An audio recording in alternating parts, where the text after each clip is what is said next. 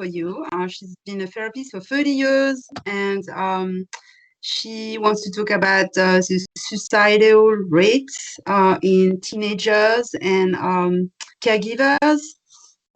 Hi, how are you? Welcome to the show. Thank you for having me. I am really interested and pleased to share this information with as many people as I can.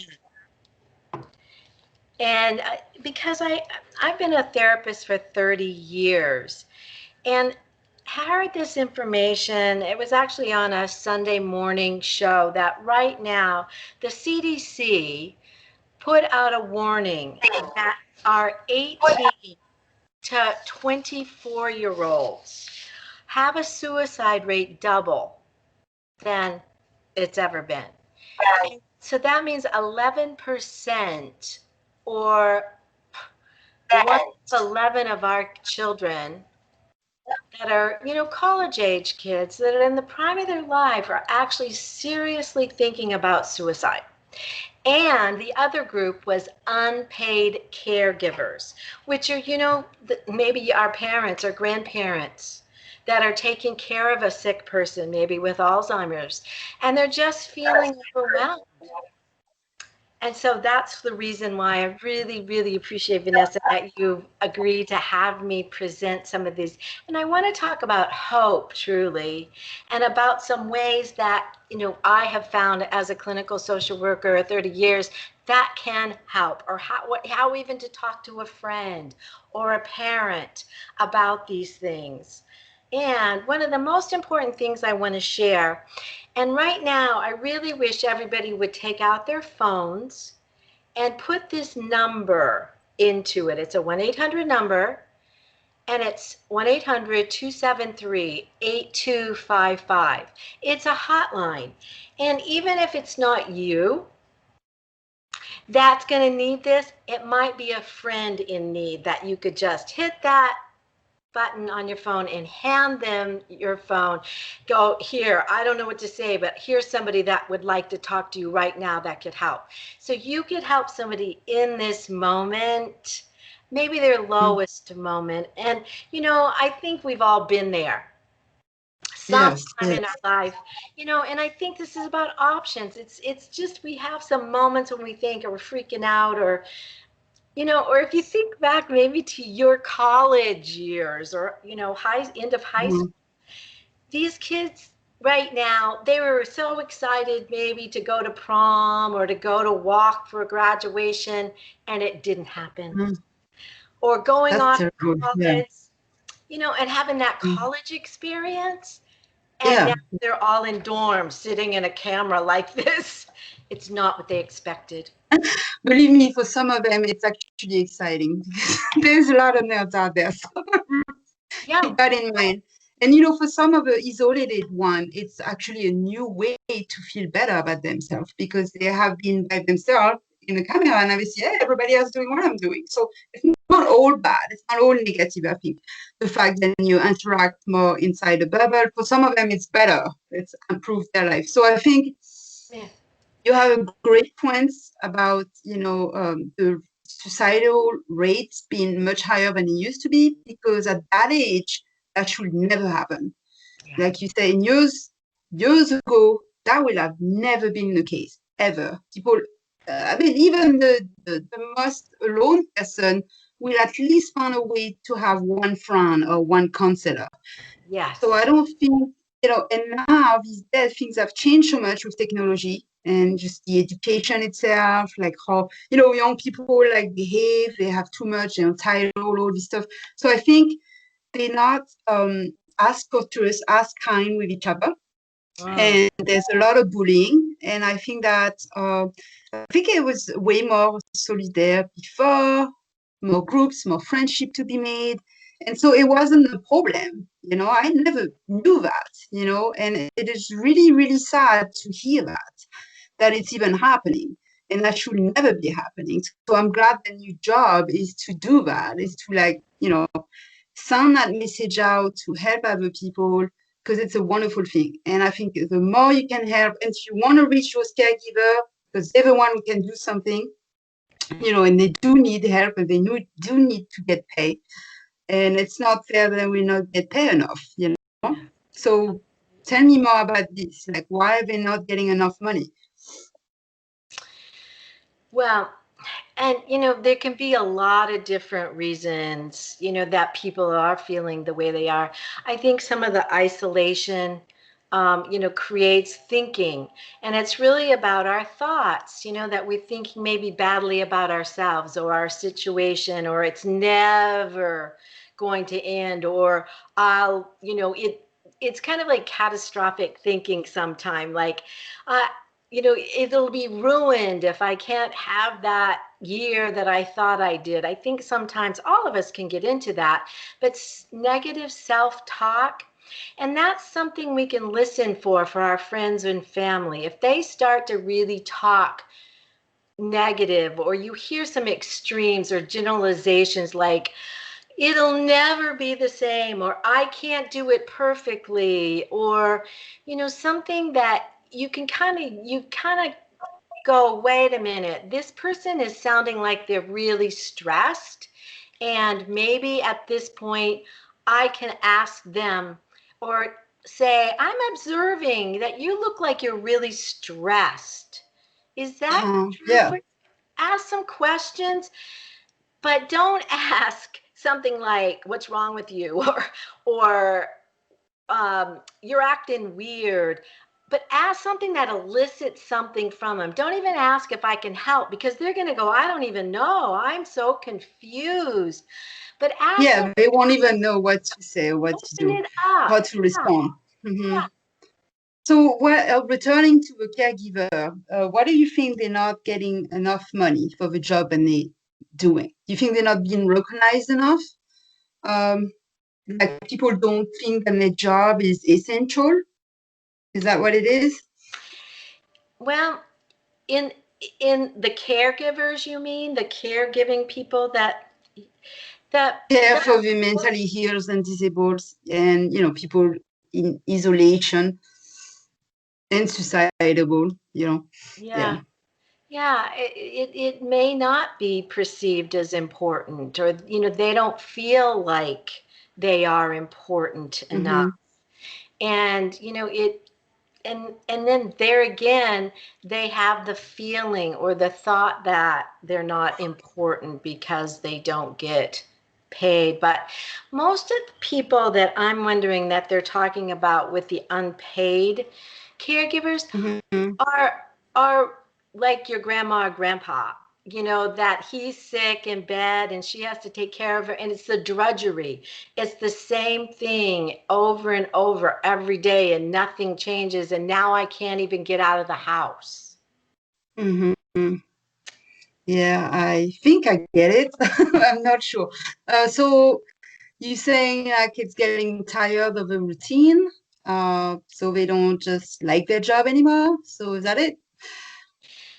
So again, you're asking about the unpaid caregivers. Yeah, no, now we change the subject a Okay. little bit. I'm thinking you're saying the sample you just gave me, it's somebody who's tired of the routine. It's just like so they're not really liking their job necessarily. Is that it? Well, yeah, I mean, I So they think don't embrace what they're doing anymore yeah, instead and of somebody who does it for the right reason, or maybe they forgot why they did it in the first place. So, it's funny because when you're not in that system, you're not in that group of caregiver jobs anymore, you kind of forget what it's like to be in it. I used to be in it. I haven't worked in caregiving world very long. Myself, maybe a year or two. I worked in home care, and then I did maybe 6 months in retirement home, but mainly I work with children, and I was a massage therapist for 17, 18 years. And then I got tons of other jobs along the way. But I know what it's like when you work for elderly. It's really hard because they understaff, they don't get paid enough. Sometimes they're not qualified enough, they don't get the training. And they're not rewarded enough. So right. now I think today, with everything that you're saying, with younger, people Yeah. dying or disabled or handicapped, they should be recognized as like they should get a medal of honor for all the work that they're doing. they should get paid more than anybody else, I think, Yeah, I see. and I Yeah, think that like should be more teachers. recognized. Huh? Yeah, Just like like a teachers. teacher, yeah. They're very important. There's some like parents or mothers or fathers. It's such an important job that, most important job you could probably ever do. And yeah, some people Mm, don't see value in it. But I think I was thinking it was just the more of like I've been a counselor, like I said, but I've also been mhm, worked in hospitals as well mhm, as a social worker, as well as in nursing homes, and a mhm. lot of times people just get exhausted, and have to Yeah. let their loved one go to a nursing home because they're just so tired. They cannot keep up that level of work. And I think that Mm, plays with your head too. It's just like you don't get good sleep, then you're not thinking right. And I think mm. there can be a lot of that involved right now too. I think people are just plain overwhelmed and don't Yeah. know what to do. Yeah. And A there, lot of people do get overwhelmed. So here's one yeah, tip, and I always give as much tip as I can. Right now, for all the unemployed, there's a Yopper app, and that app actually costs hundreds usually when you pay, but it's free for everybody's unemployed. And I love it. It has you can meditate with people live. You can have set up meditation for yourself, all types. So it's not just meditation. There's like about self-worth, there's about concentration, about focus, about getting your work done. So it's basically like a mini, like a little trainer, and it gives you a guide to, and there's 5, 3, 5, 10, 20 minutes. So you can set it up how you want it. And it reminds you every day, like when you feel overwhelmed, like, okay, click ah, that or click that. Like, nice. what is my mood today? Do I feel like going to the rainforest, or do I feel like going to the beach, or do I feel like I'm so stressed, I just want to sleep? Please. And the voice of that app is great.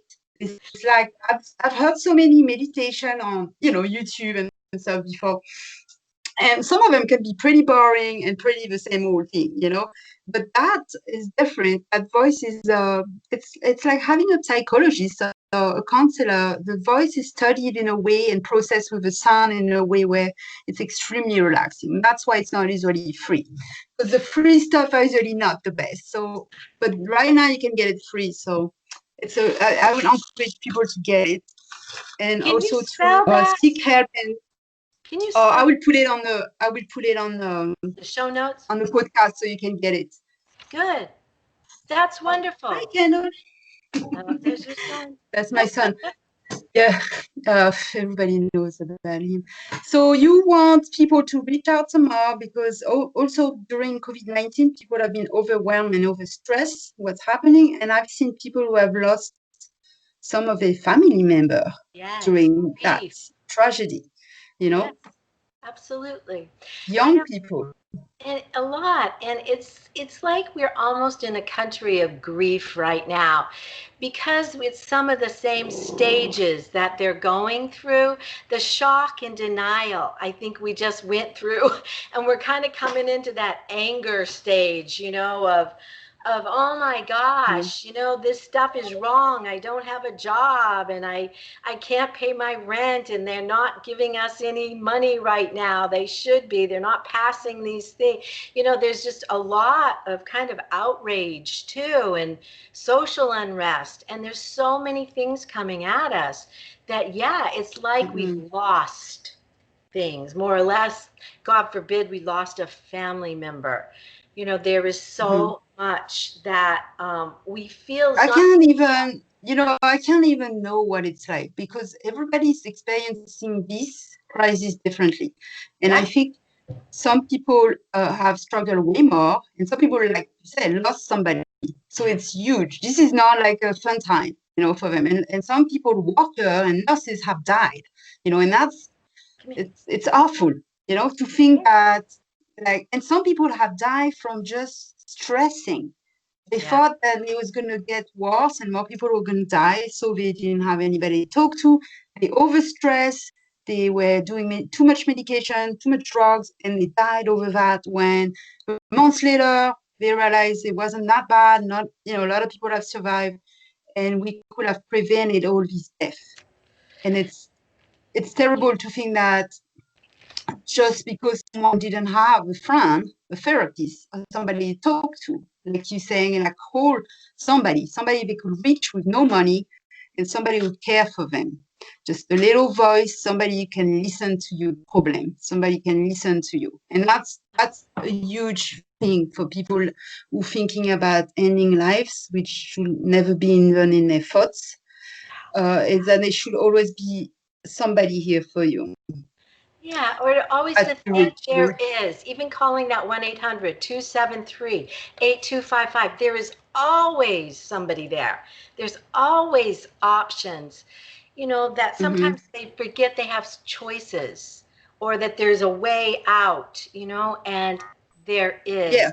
If they can just open up and calm down. Sometimes a simple thing is breathing nice and Mm-hmm. deeply and slowly. Our breath is our most natural way to calm down, so just breathing and slow down and say reassure, it's going to be okay is a really, really simple, simple way, to calm yourself. So kind of like going back to So some of you wrote a book. things. Hmm? You wrote a book. Is that your book behind? And I see. I have a podcast. Oh, that's your podcast. Yeah, my Oh, okay. So podcast what do you teach in your podcast? and it's called Anxiety Simplified, and it teaches techniques to calm and to be able to think through things, reassure. It just gives techniques and ways. For my 30 years as a therapist, I wanted to share these things, again, all free resources on ways to look at what is a panic attack. Some people don't realize what those are. And so, it's really some ways Mm-hmm. to come up with some simplified ways to help. One of the simplest ways I Uh-huh. have And found it's funny. uh-huh, Okay. Uh-huh. I was just gonna say some people who's experienced the very first panic attack, when I know, have not. They didn't know it was a panic attack, like you were right. describing. They don't know what it looks like. So they like it's only years later when they get off a depression cycle, they realize, what was that a panic attack? So describe to me what a panic attack could be. Okay. Love to. Yeah, and I'll tell you, I do evaluations for people who want to have an emotional support animal. And in that it has to be a psychological evaluation that I, look at what's going on in their life. And I'll tell you, most people, if I ask, do you have panic attacks? They say no. But when I ask, do you ever have an episode of anxiety that kind of just washes over you so fast you don't know what happens, and you have symptoms like your heart is racing, you get hot or sweaty or clammy palms, or short of breath and you feel enclosed, or maybe lightheaded or dizzy? They go, oh yeah, I have that sometimes. And so those are just a few. There's actually 13 symptoms. And so you can only Oof. do 4 of them to be what we would clinically consider a panic attack. But yeah, a lot of people are going through and they don't even know what's going. Why all of a sudden they go, they're panting and they don't even know that You know, that's there's other symptoms I experienced, like or did not experience in the past. If you like overstressed, it's pain in my ear. I never got that until last 2 years. I'm like, what is that? Why am I getting pain in my ear? So it could be like from an old infection or I have toothaches and stuff. And now whenever I do get stressed, I will get immediate like semi-headache, tension, pain in my ear. I'm like, oh my. So some other people have like you saying the sweating thing right away, yeah, could hot be the and sweaty. shaking, Yeah, yep, you're it's like a addicted. hot wave. Or it can be cold too. Some people get hot Mm-hmm. and cold. But yeah, it's like this body shutdown, really, kind of a sensation like your body's ready to fight or run, or it freezes up. And it's very similar to what happens, like if something happens and you don't know what to do and your body gets ready and it pulls all the blood around your heart. So sometimes people even have tingling or numbness in their hands because again, the body's taking care of you. The blood kind of drains out of your head and goes to your heart, or you're ready to run. So yeah, it can have all those symptoms, and it's actually helping you to get ready. And that's what anxiety is really meant to do, is help you get ready. And if you can just tell yourself, like reassure yourself, you're going to be okay. If you're afraid because you're going to go speak in front of a crowd or fly on a plane. That's what I hear a lot, is flying on a plane. People are like, What? and I tell them, reassure yourself, you're going to be all right. It's safer than driving, but really try to reassure yourself and breathe. That's one of your Yeah, main say good quickest. things. Start by using good words, good terminology. Yeah. Aggressive words, positive words with no and, but those are things that I learned recently for so many other like social worker and psychologists and stuff. So other things you can do is, like you said, breathe, find like music that can relaxes you, talk to a friend, body, address an issue, and just just don't start making something big out something really Yeah. small. A lot of time you start worrying about Yeah. making a big scenario in your head and how it could be, how things could go awfully. A lot of time people do that and it doesn't go that way. And then months later you realize all of this worry for nothing. None of these things that I, see in my head, like imagine happen. So a lot of time we worry for nothing, we make up things, and we gotta stop. So once you realize that, then you are in charge of your thoughts process. You do not need to worry. You do not know what's gonna happen. You cannot predict the future. Then it's much easier. But this takes a long, there's way more to that to be learned. If you want to, help yourself, you gotta either pick a life coach, a therapist, a psychologist. I mean, there's just so many ways. Listen to a podcast, do some meditation, it's just yoga. Yoga is great for breathing techniques. I learn from the best. I still learn every day. There's people like, it's just so many ways and techniques, Yeah. ways to improve yourself every day and go And through your triggers and traumas and all this stuff. So, these are skills.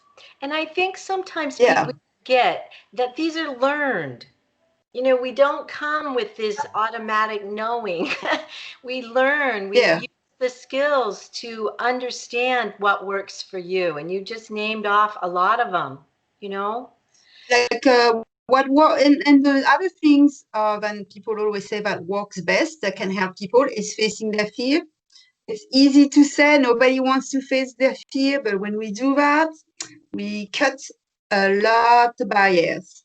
Like everything that is wrong in your life is usually because you're not facing those fears. So when you start doing that, you see life will just get so much better Yeah, and absolutely. be able to feel much better. So And one of the things, like I was saying, I certify people to have an emotional support animal. And that is one of the ways I have found helps people face their fears better than any way ever. And I oh, found out about it, and I have my little guy right here with me right now. uh, sweet. That, I found out about this flying on a plane because I have anxiety to fly. And the flight attendant told me Oh, about a program that you can get a letter, from a therapist that does recommend you to have an animal to fly with you.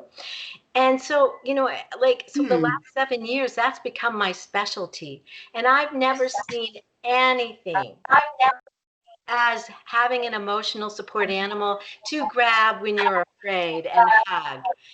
And, for suicide is the same thing. I cannot tell you how many clients have told me they had been thinking about suicide, didn't know what to do. And they looked their little doggy in the eyes and they couldn't do it. They could not do it. So an animal in your life or just petting an animal has been shown as one of the ways to calm, and that animals give meaning and benefit to your life. So you can Yes. actually, help by even maybe bringing your animal over to your Yeah. grandparents' house. Let them just kind of feel the calm. Picked up on the stress vibe. Yeah, it's funny, but it's true. A lot of people do find like how do you call this consolation? Like they feel better when they have an animal, and you can get pretty close to your animal. So if you don't have a best friend or a life Yeah. partner, or you just can't seem to be just connected to a lot of people find it's better to just get animals. And it doesn't have to be just one. I see people love to have so many animals. I remember a woman from my past, she had like 10 parakeets, like 4 cats, 4 dogs, and rats, like everything. And Yeah, that was like a way to like feel better. they're like children, in a lot of ways, and they keep you busy and they make your mind, go to caretaking, giving to another person. And it really does help us a lot of times to get us out of our own head. I have to think Mm-mm. about something else. And they do give us back a lot of love too. Wow. So everybody go check out Anxiety Simplify, step-by-step solution. It was great to have you, Joanne William. Thank you. And she can be found on Master of Reinvention or on a website. And thanks for all these great tips and for coming on today. Thank you so much. Yes, I have a lot of free resources on my website, anxietysimplify.net. All right, go check it out, everybody. Thanks. Thank Goodbye. you.